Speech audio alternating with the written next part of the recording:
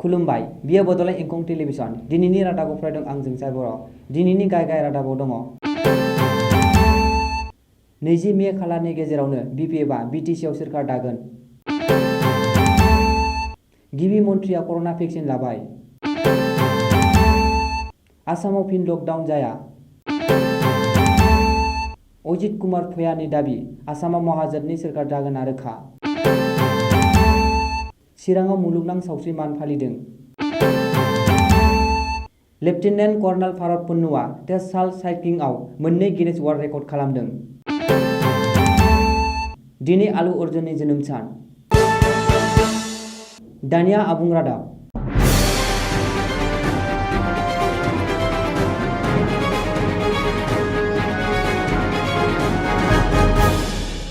फैगौ 20 मे खालारनि गेजेराव प्रमद बर' दैदेननाय इउपिपिएल, बिजेपि आरो जेएसपिनि जथायारि सोरखारा बायगोन आरो बिपिएफआ बिटिसिआव फिन सोरखार दागोन।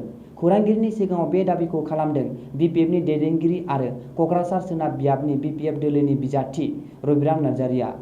मख'नो गोनांदि थांनाय 6 एप्रिल खालि खुंजानाय बिधान सभा बिसायख'थियाव गावनि देरहानाया रोखा होनना दाबि खालामनानै रबिराम नार्जारिया बुंदों दि इउपिपिएल दोलोनि बिजाथि मनरन्जन ब्रह्मआ सिगाङाव राजखान्थिजों लोब्बा गैयै सासे सुबुं। मनरन्जननि हेंथायै कौटि कौटि रां जाख्ल'नायनि अजदफोर दं। बिनिखायनो गावखौ रैखाथि होनो थाखाय बिथाङा इउपिपिएल दोलोआव जइन जादों होननानैबो अजद होयो।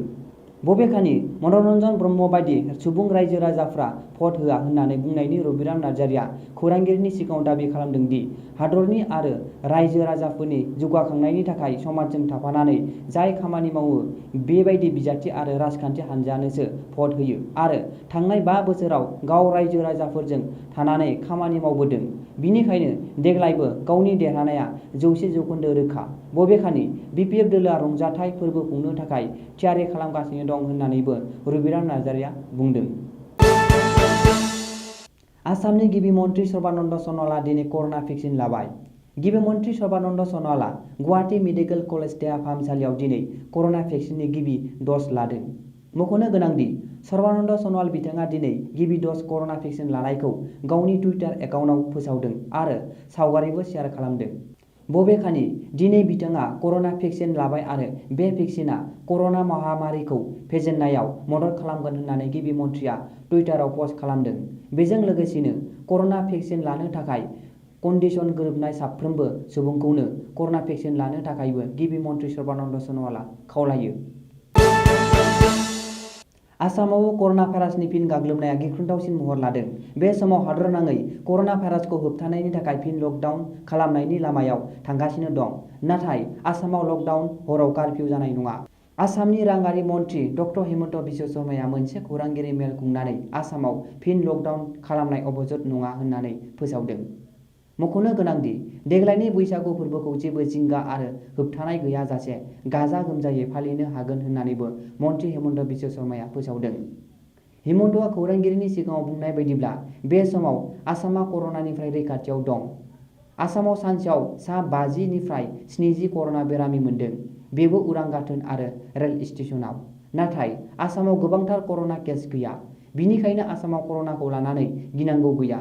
उरां गाथोन आरो रेल स्टेशनफोराव मोजाङै नायबिजिरोब्ला आसामा कर'नानिफ्राय रैखाथियाव थागोन।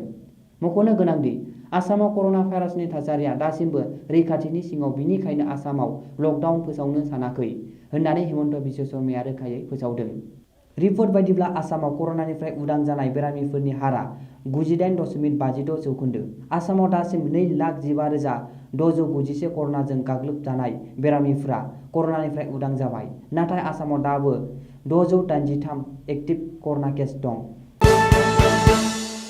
आसामाव हेंथा दोलो महाजोननि सोरखार फैगोना रोखा। दिसपुराव बिजेपि सोरखारा बेलथायसिगोन।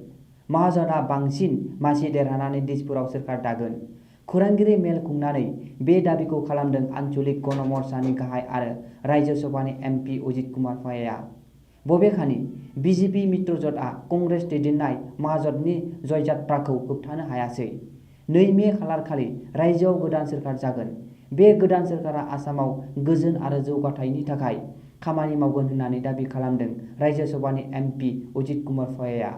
मख'नो गोनांदि बकाखात आरो दिसपुर बियाबाव आन्चलिक गण मोर्चानि बिजाथि फारियै प्रणब दले आरो मज्जिद महमद मोना बिजाथियाव देरहागोना रोखा होननानैबो अजित कुमार पवाया खौरांगिरि मेलाव बुंदों। चिरां जिल्ला लिगेल सार्भिस अथ'रिटिआ बुधबारखालि खासिक'त्रायाव बुहुमनां सावस्रि सान फालियो आरो खासिक'त्रायाव मोनसे सुबुं सांग्रांथि हाबाफारि बानजायनाय जायो।